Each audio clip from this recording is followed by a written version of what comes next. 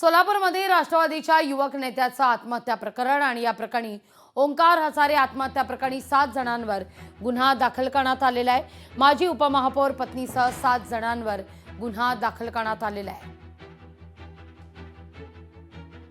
8 जूनला कोणाला न सांगता ओंकार हजारे हा घराबाहेर पडला होता। मात्र बराच वेळ घरी न आल्यामुळे शोधाशोध झाली। शोध घेतल्यानंतर सुपरमार्केट इथं ओंकार हजारे हा कारमध्ये बेशुद्ध अवस्थेत आढळलाय। मात्र त्याला डॉक्टरांनी त्यानंतर मृत घोषित केलं।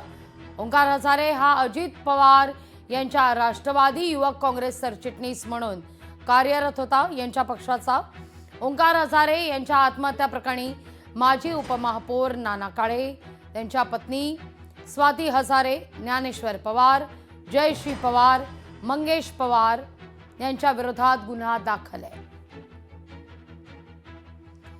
याविषयी अधिक माहिती घेऊया आपले प्रतिनिधी वसीम अत्तार यांच्याकडून। वसीम, काय अधिक तपशील? लागवी निश्चितच सोलापुरातील अजित पवार पक्षाचे नेत्याच्या आत्महत्या प्रकरणी जे आहे ते माजी उपमहापौर व त्यांच्या पत्नीसह 7 जणांविरुद्ध जे आहे ते फौजदार चावडी पोलीस ठाण्यात जे आहे तो गुन्हा दाखल झालेला आहे। 8 जून रोजी कोणाला न सांगता अजित पवार राष्ट्रवादी गटाचे नेते ओंकार हजारे यांनी जे आहे ते आत्महत्या केली होती आणि त्या आत्महत्येच्या अनुषंगाने जे आहे ते सोलापुरातील माजी उपमहापौर असतील व त्यांची पत्नी व नातेवाईकांसह जे आहे ते फौजदार चावडी पोलीस ठाण्यात 7 जणांविरुद्ध जे आहे तो गुन्हा दाखल झालेला आहे।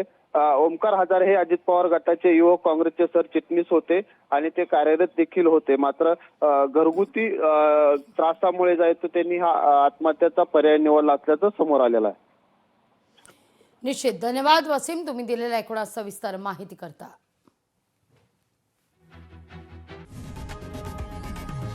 लोकशाही मराठी ऐका, पहा, जागरूक रहा।